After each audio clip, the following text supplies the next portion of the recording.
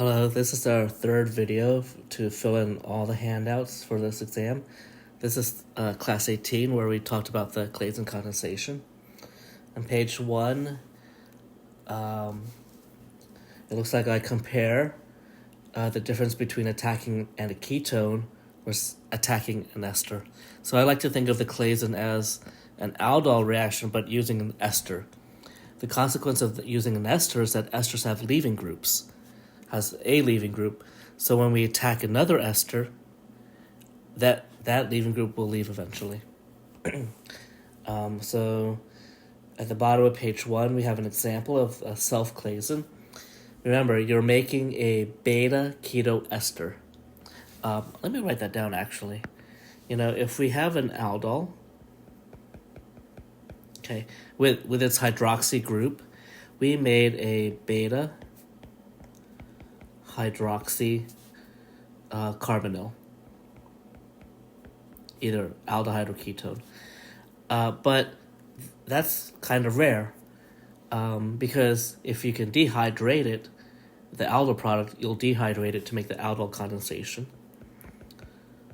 Know the difference between that, these two. And so this will be even more familiar.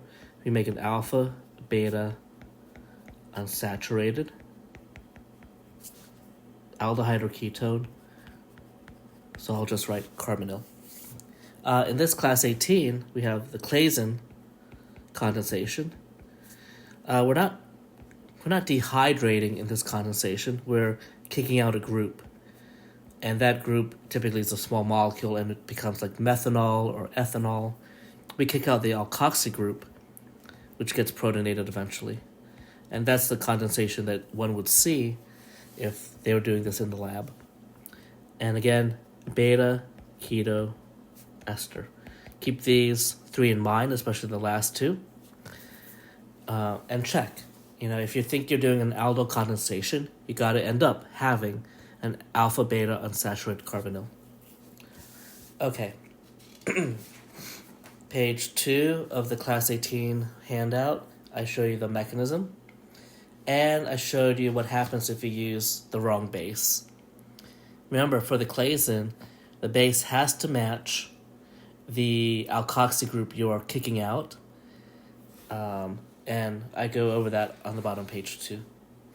Page 3, we have an intramolecular, and it looks like we have how were these products made via a Claisen condensation. This is number 2. On page 3 of class 18. Okay. I did the first one A. B looks like this. Ooh, this one's kind of, without practice, this will be very hard. But let's study this reaction here. Or this product, And so what I notice here is that, you have an ester, so here's an ester.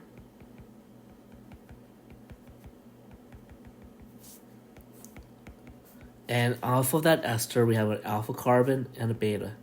So this is a beta keto ester.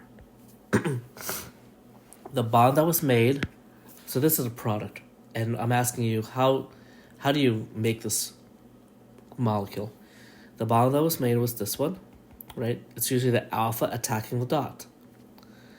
And so when you think about your alpha, okay, it's intramolecular because you made a ring when you made that bond indicated with the dotted green line. Okay, so let's split it up. Typically your attacker, whether you're doing an aldol or a Claisen, looks the same. So the first part of the molecule I'm going to draw exactly the same. Okay, here's your attacker again, your alpha. And it attacked a dot. And so the dot, I'll put it right here. So how many carbons? It looks like 1, 2, 3, 4. And then the dot. Let me move this dot a little bit. Yikes. Okay. Let's draw the carbons first. CH2, right here. CH2, CH2, a C, we do 2 methyls, and then the C of the dot. Okay, so the dot is here. So what was on this dot? The aldol, you're attacking aldehyde or ketone. For a Claisen, really the Claisen part of this reaction is the attacking of another ester. It's not really the enolate part, it's the who you're attacking. Because if we attack an ester, we're going to kick out its leaving group. And so when we attack an ester, we're going to kick out its leaving group. That's the answer. Let me complete it, and I'll talk a little bit about this in just a bit. 1, your base has to match your leaving group. Okay, and I think some of you are asking, how do I know it's OCH3? Well, give me a second, and I'll explain that in just a bit. We have methanol, which is the proton solvent, or the protic solvent. With a Claisen, because this carbon right here has a hydrogen that's still acidic, it would be deprotonated in this reaction here. So we have to reprotonate it in step 2. Again, this is part of the mechanism that I'm not going to go over here. That's in the notes. But how do we do this problem? I think the question right now is, why did I put here OCH3? Well, I want to match this leaving group with this one. I want to match everything so I don't get any side products. That, and that. Okay. Can you imagine if this was a, this one here was an O-ethyl? Okay. Well, when we kick out the O-ethyl, we get this molecule here. Well, yeah, let me draw it and then I'll erase it. And now this acts like a base. And your base now doesn't match this. So what could happen? We could have transesterification. Okay, so we want to avoid producing a base that's different than either one of these two, because you'll get transesterification, and we won't get this product over here, right? We'll have an O-ethyl in this case. And so that's why I chose to make this ester, which I don't know, right? You don't know what it was, but I'm choosing it now to be the O-methyl, because when we do kick it out, it matches this base, and just in case there's any transesterification, you won't notice it, because it's the same group. All 3 of these are the same. Okay, and so that's the product. If you want to redraw it so it's linear, or it's on a line, that's perfectly fine, but I would accept this as well. Okay? All right. So that is the starting material of an intramolecular Claisen, okay, to make the ring. And you notice that the carbon that was attacked, that carbon lost its alkoxy group. But the carbon that did the attacking, or the ester that did the attacking, did not lose its ester group. Okay? It's only when you get attacked do you lose the ester group, or the alkoxy group. Page 4. Okay, cross Claisen at the top. It does look like I finished problem 3. Again, how to synthesize. How did I synthesize this beta keto ester? Through an intramolecular. On page 4, I did a crossed aldol. Right, the 2 pieces don't look the same. The attacker and the attackee look different. Again, we are matching the leaving group. In the attacker, the attackee, and the base. They all have, in this case, O-ethyl, or ethoxide. Bottom of page 4, the Michael edition. Okay, let's add that actually here. If you do a Michael, let's do purple. You know, what kind of product do you get? Michael? You can get a couple different products, but there'll always be 2 carbonyls that are really 3 carbons apart. So we call this a 1,5-dicarbonyl. it looks like this. You have a carbonyl on 1, 2, 3, 4, 5, like this. So there could be other stuff. This is not as useful to remember, the 1,5-dicarbonyl, as these are very important to remember, because depending on your attacker, you could have another carbonyl here, right? So I think I have one example on page 5 that I did not do in class. Okay. At the top of page 5, which is the last page of class 18, it says, understand why Michael additions are considered 1,4. Okay. Because in the attack, carbon 4 gets attacked, so there's a new bond to carbon number 4. And then atom number 1, which is the oxygen, it obtained a negative charge. So you're not making a new bond, but we can say that it became a O minus. Again, if you're not looking at your handout, this is very difficult. You should have your handout in front of you. At the bottom, page 5, I want to do one example of another type of Michael. Okay, so you could have different enolates, and you could have different things you attack. Okay, it doesn't have to be another ester, or it has to be actually a, what do we call this? Let me just see what I call this in the handout. Michael's attack conjugated alpha, beta, unsaturated carbonyls. Okay. All right. So let me give you the classic example, and then I want to do one interesting example that's a little bit different. Michael.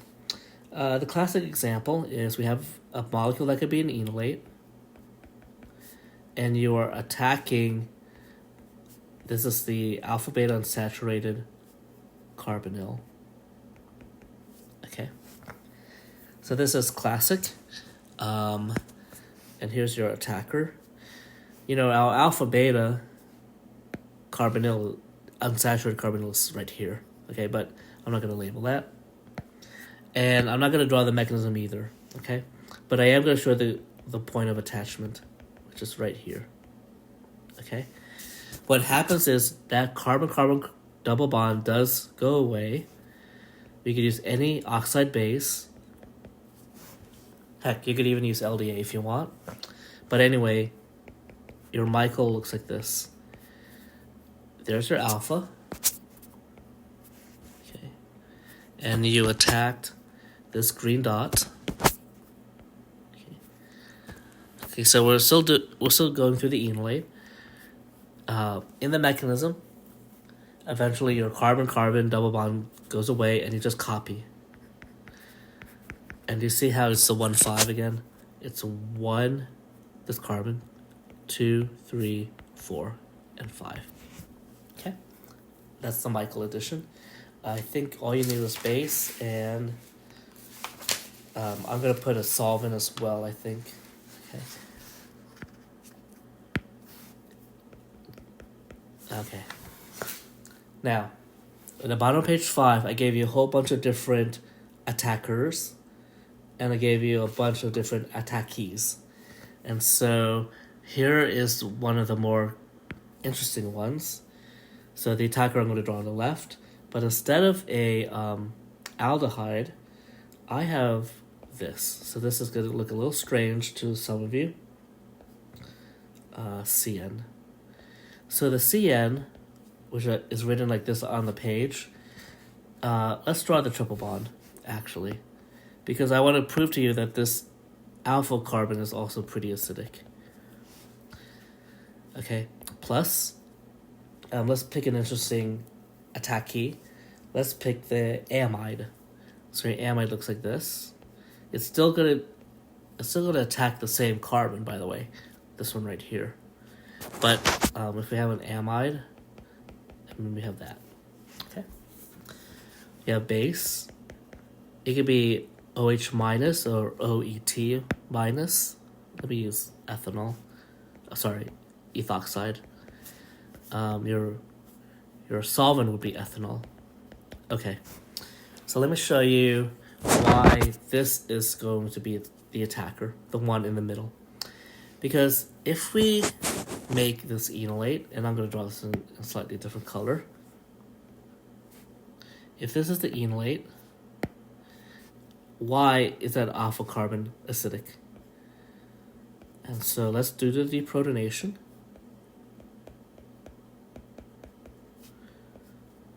Right? It's the same type of deprotonation that we've always seen. You know, enolates are stabilized by resonance. We get the O enolate and we have the C enolate. Well, over here, you know, we could also have the C enolate. So let's do that first. This is resonance. Which way do I want to go? We're gonna have to get. Let's go down. And we have this carbanion. But why is this? Normally you would, normally you'd have a carbonyl group on this side, and you could have more resonance. Well, we could still have resonance even if it's a CN. We have something like that. It's not a very major contributor, but it is a contributor that helps make that alpha carbon more acidic than this one on the left, right? Because we have resonance on both sides of the alpha carbon. And that looks like this. I think it looks like this. Yes, it looks like this. It's not the major contributor, but it's just more resonance stabilized than deprotonating this carbon here, this alpha carbon here. Okay, so that's your resonance of the enolate when you have a CN group. But what are we doing here? We're attacking, right? We're attacking that. And so again, let's see if we get the same situation where the two carbonyl groups are 3 carbons apart.